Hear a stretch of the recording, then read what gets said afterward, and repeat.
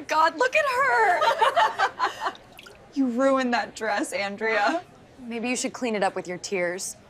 3 wealthy women poured red wine over my head while the entire restaurant watched and laughed.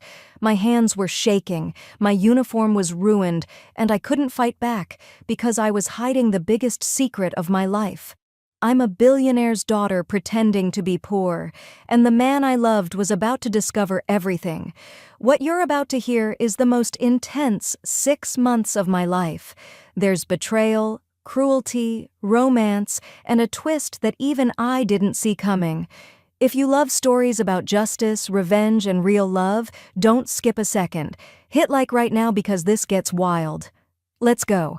My name is Andrea Sullivan, and I'm 25 years old. My father, Gregory Sullivan, is a tech billionaire worth $8 billion. Yes, billion with a B. I grew up in penthouses with marble floors and crystal chandeliers. I wore designer clothes that cost more than most people's monthly rent. I drove cars that turned heads everywhere I went. From the outside, my life looked like a fairy tale. But inside, I was drowning in loneliness. You see, when you have that much money, you start to wonder, does anyone actually see you? Or do they just see dollar signs? My last boyfriend proposed to me on a yacht in the Mediterranean. The ring was massive, the sunset was perfect, everything looked like a movie. But then I overheard him on the phone with his friend that same night. He said, and I quote, "Once I marry her, we split the money. She's stupid and easy to control." My heart shattered into a million pieces right there. I called off the engagement the next morning, and it wasn't just him. My best friend Sophie, the girl I'd known since high school, stole my jewelry and sold stories about me to tabloids. People I thought cared about me were just waiting for their opportunity to cash in.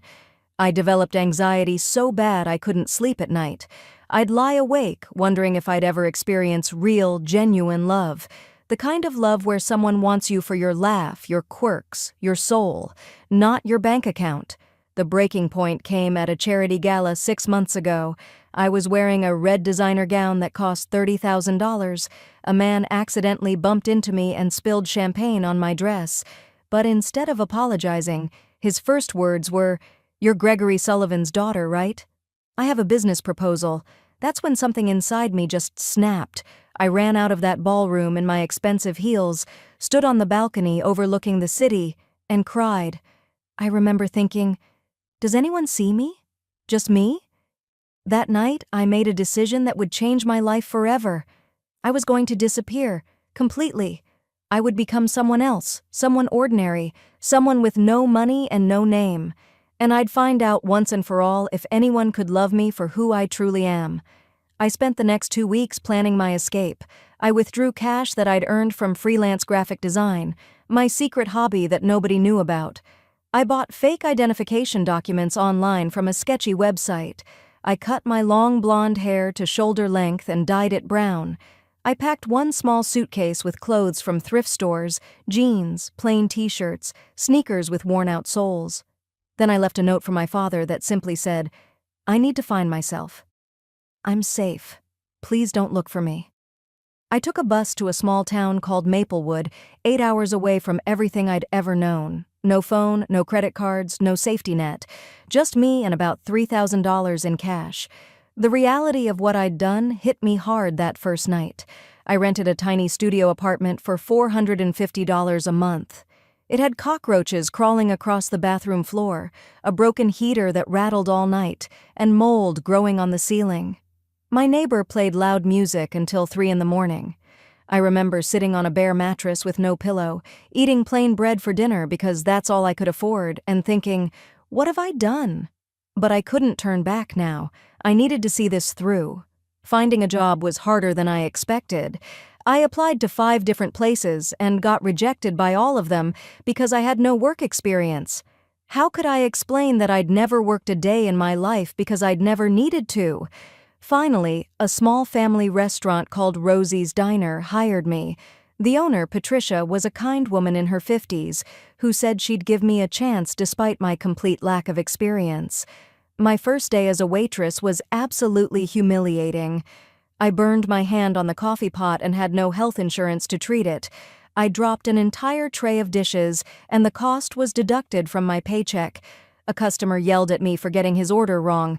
By the end of my 10-hour shift, my feet were bleeding inside my cheap shoes, and I'd made $43 in tips. I cried in the employee bathroom, wondering if I was crazy for doing this. But then, in my second week, something changed. A man walked into the diner who would turn my entire world upside down. His name was Blake Carter. He was a mechanic at the local auto shop, and he came in every morning for breakfast.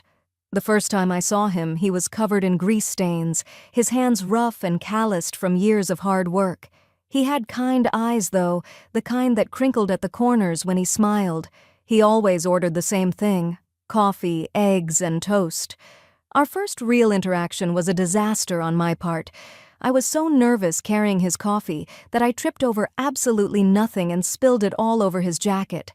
I stood there frozen, waiting for him to yell at me like other customers had, but instead he laughed. He actually laughed and said, "Needed washing anyway." Then he left a $10 tip on an $8 bill. I was so confused. Why would someone who clearly didn't have much money be so generous? Blake became a regular in my section. Every morning, same booth, same order, but slowly we started talking, really talking. He told me about his dreams of opening his own garage someday, how he was saving every penny and working double shifts to make it happen. He told me about his mother who had raised him alone and died 2 years ago from cancer. He had no siblings, very few friends, just work and dreams. When he asked about my life, I lied. I told him my parents had died in a car accident and that I was completely alone in the world. The guilt ate at me, but I couldn't tell him the truth. Not yet. Maybe not ever. One day after a particularly rough shift, Blake waited for me outside the diner. My feet were killing me, and I must have looked exhausted because he offered to drive me home. His truck was old and beat up, but it felt like the most comfortable place in the world. We sat in my apartment parking lot talking for 3 hours about everything and nothing. And that's when he said something that made my heart skip a beat. He said, "You're different from people here. I can't explain it, but there's something about you that feels rare." I wanted to tell him everything right then, but I was too scared. What if he rejected me? What if he only liked me because he thought I was like him, struggling, ordinary, real? Over the next few months, Blake and I fell in love. He fixed the broken cabinet in my apartment. He brought me coffee before my shifts. We'd go to the lake and talk under the stars. Our first kiss happened unexpectedly while watching the sunset from my tiny apartment window. I had never felt safer with anyone in my entire life. This wasn't the performative romance of my old world with expensive restaurants and luxury vacations. This was real. This was holding hands in his beat-up truck and laughing until our stomachs hurt. But then they arrived, the 3 women who would turn my new life into a living nightmare. It was a Friday evening when Vanessa, Chelsea, and Brittany walked into Rosie's diner for the first time. They pulled up in an expensive car and strutted in wearing designer clothes and carrying purses that cost more than my monthly rent. Vanessa was clearly the leader, a woman in her 30s with cold eyes and a cruel smile. They had a weekend house in Maplewood and apparently liked to slum it at local establishments. They sat in my section, and I knew immediately this wasn't going to be easy. Vanessa snapped her fingers at me like I was a dog. "Girl, we need water. Now." I brought them water with ice, and Vanessa looked at it with disgust. "This has ice." I said, "No ice. Are you deaf?" I apologized and got new water. Brittany looked at my worn-out shoes and said loud enough for everyone to hear, "Are those from a trash can?" All 3 of them erupted in laughter. I tried to stay professional. I smiled, I apologized, I did everything right, but nothing was good enough. They complained about everything. The steak was overcooked even though it was perfect. The wine was cheap even though it was the same bottle they'd ordered. They made me take food back to the kitchen 3 times. Chelsea accidentally knocked a glass of water onto the floor, and Vanessa said sweetly, "Clean it up. That's your job, isn't it?" I got down on my hands and knees and wiped up the water while they took photos and laughed. They left a $2 tip on a $150 bill. Patricia watched the whole thing but couldn't interfere. They were paying customers, and we needed the business. The next Friday, they came back. And the Friday after that, it became their sick routine. Every week, they'd come to the diner specifically to torture me, and every week, it got worse. The incident that changed everything happened on a busy Saturday evening. The diner was packed. Blake was sitting at the counter having dinner after his shift at the garage. Vanessa, Chelsea, and Brittany were at their usual table in my section, and they were in rare form that night. Vanessa started by claiming her fork had spots on it. I brought her a new fork. She said it wasn't clean either. I brought another. She rolled her eyes dramatically and said loud enough for nearby tables to hear, "Are you trying to poison me?" Chelsea chimed in, "You're always sorry. Maybe you're just incompetent." Brittany added with a laugh, "How much education do you have?" "Third grade?" I could feel my hands starting to shake. I was trying so hard not to cry. Patricia was watching from behind the counter, and I could see the anger in her face, but she stayed quiet. The other customers looked uncomfortable, but nobody said anything. Then Vanessa ordered an expensive bottle of red wine. I brought it to the table and poured it carefully into her glass. As I turned to walk away, Vanessa suddenly bumped my arm hard. I stumbled forward, trying to catch my balance, and then, in what felt like slow motion, Vanessa grabbed the wine bottle from my hand and poured it directly over my head. The cold liquid hit my scalp and ran down my face, my neck, soaking into my uniform. The entire restaurant went completely silent. Red wine dripped from my hair onto the floor. I stood there frozen, humiliated, unable to move or breathe. Vanessa gasped dramatically, her hand over her mouth in fake shock.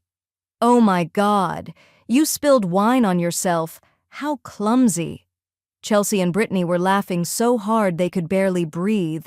Vanessa looked at me with pure satisfaction in her eyes and said, "Look at her. She looks like trash now." Oh wait, she already was trash. That's when I heard it. A loud bang that made everyone jump. Blake had slammed his hand down on the counter and was already on his feet, marching toward our table. I'd never seen him angry before, and honestly, it was terrifying. "Enough!" His voice echoed through the entire diner. "What is wrong with you people?" Vanessa looked at him with an amused smirk.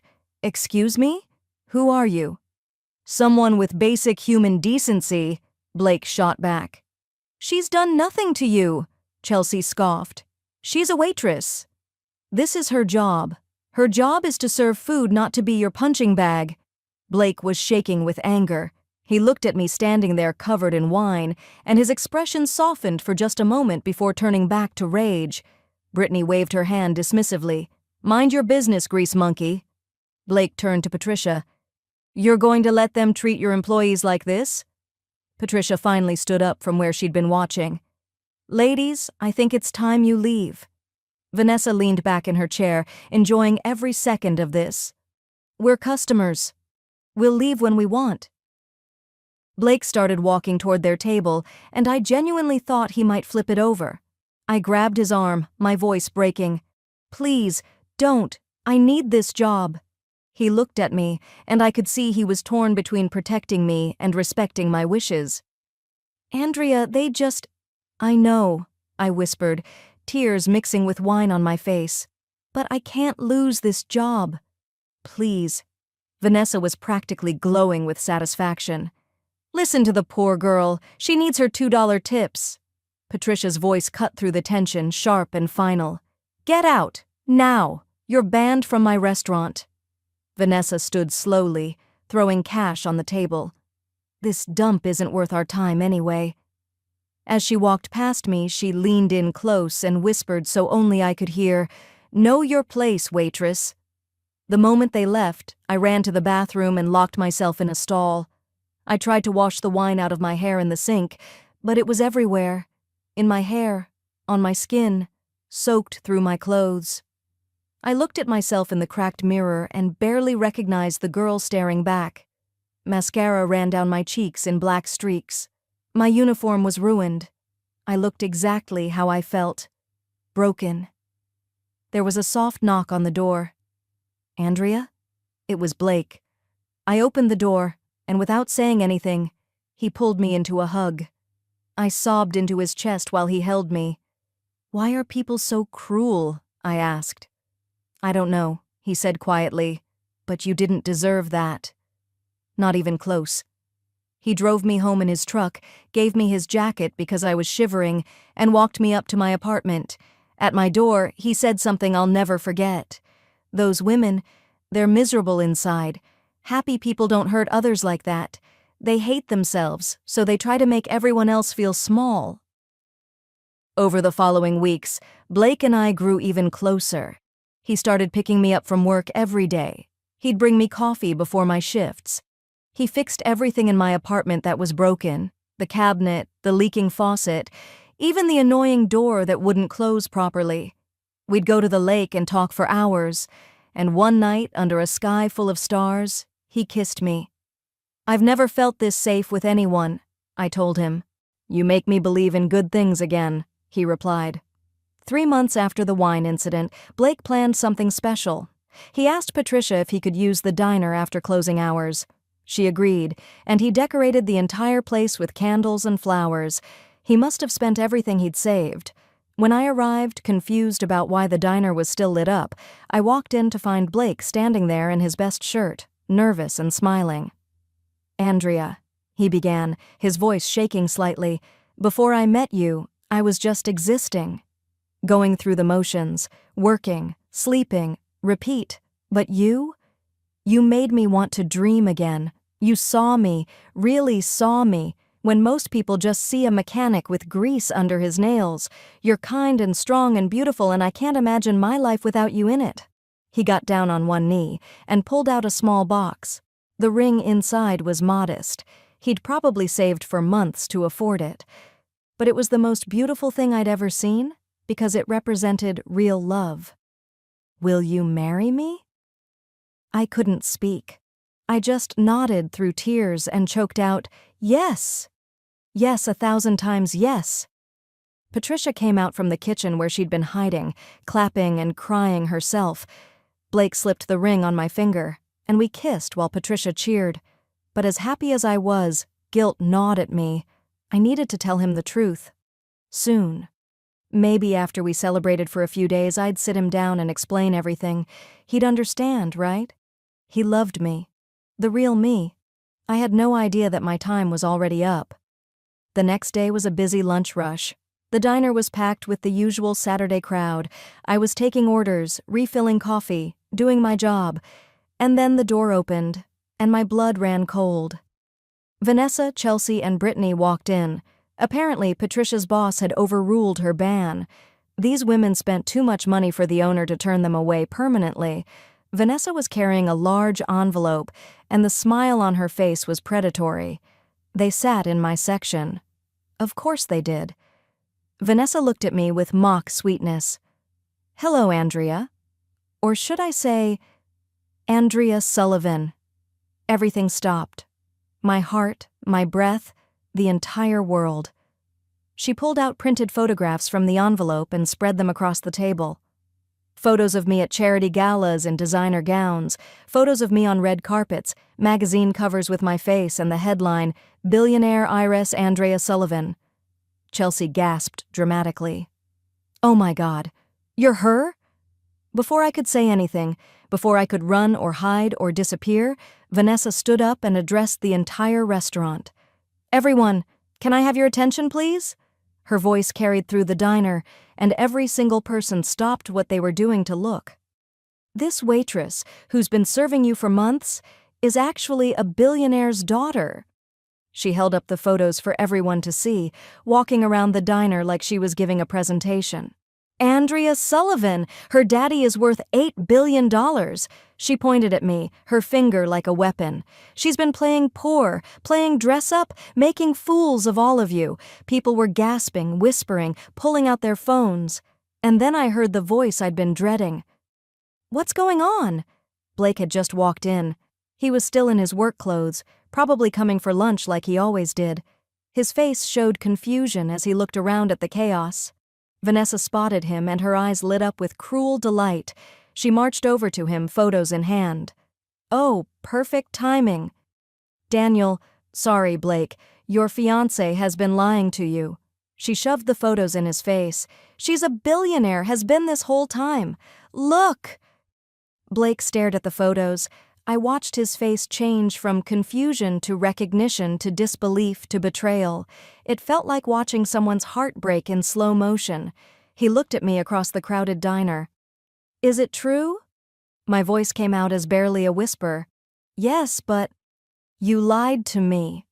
It wasn't a question, it was a statement, an accusation, a wound. "Not about loving you, that was real." I was crying now, not caring that everyone was watching. Blake pulled the engagement ring out of his pocket. He'd been carrying it around like a talisman since I said yes. He looked at it, then at me. "Was this real?" His voice cracked. "Or was I just your little experiment? Poor mechanic boy falls for rich girl pretending to be poor, is that what this was?" "No, Blake, please let me explain." "My mom died with nothing," he said, and I could see tears forming in his eyes. "She worked 3 jobs and still couldn't afford her cancer treatment. I worked 60 hours a week just to survive, just to save enough to maybe one day have my own shop. And you—" His voice was full of pain and anger. "You were playing pretend? This was like poverty tourism for you?" "It wasn't like that." I was sobbing. "I just wanted to know if someone could love me for me." "By lying about everything?" He threw the ring on the table between us. "We're done." He turned and walked out of the diner.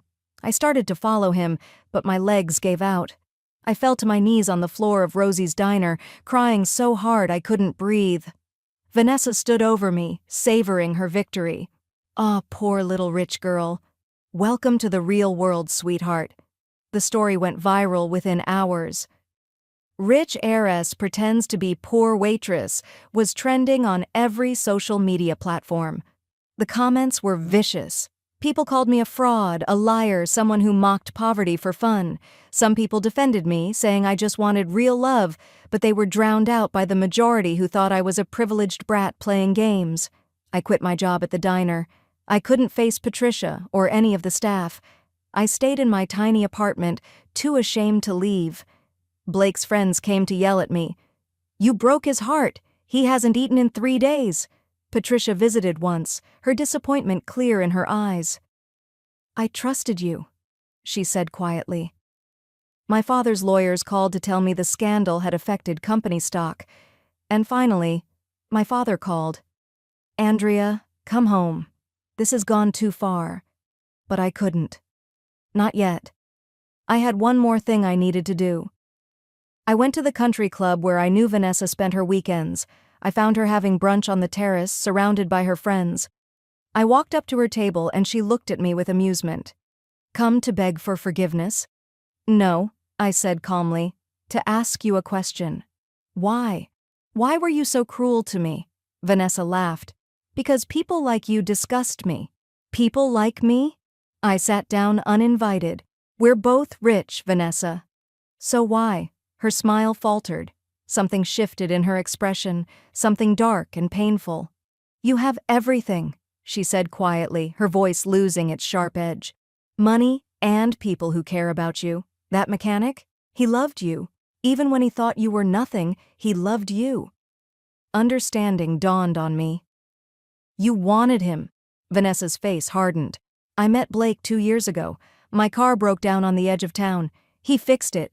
He was kind and funny and real, so different from the men in my world. I asked him out." She laughed bitterly. "He turned me down, said we were from different worlds, that it wouldn't work. I offered him money. $1,000 just to go on one date with me." I felt sick. "What did he say?" "He said, 'I'm not for sale.'" Vanessa's eyes were cold. "No one had ever rejected me before. And then you showed up, playing poor, and he fell for you instantly. The one man who turned me down loved you without hesitation." "So you destroyed us," I said. "You destroyed yourselves," Vanessa shot back. "You're a liar, Andrea. I just helped everyone see the truth. You don't deserve him either." I stood up. "You're right. I don't deserve him. But at least I loved him genuinely. You just wanted to own him, To prove you could have him. That's not love, Vanessa. That's ego. I walked away, leaving her sitting there with her mouth open. That night, I wrote Blake a letter. 10 pages, front and back, explaining everything. The fake relationships that broke my heart. The loneliness that consumed me. The desperate need to know if anyone could see the real me. How much I truly loved him. I ended the letter with this. I don't expect forgiveness. I don't expect you to take me back. I just need you to know that when I was with you, I was the most honest version of myself I'd ever been. The money was fake. The name was fake. But my love.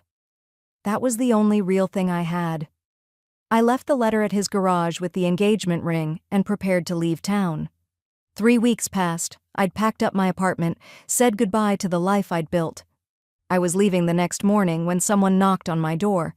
It was Blake. He looked tired, like he hadn't slept much. We stood there staring at each other for a long moment before he spoke. I read your letter. 20 times. Blake, I'm so sorry.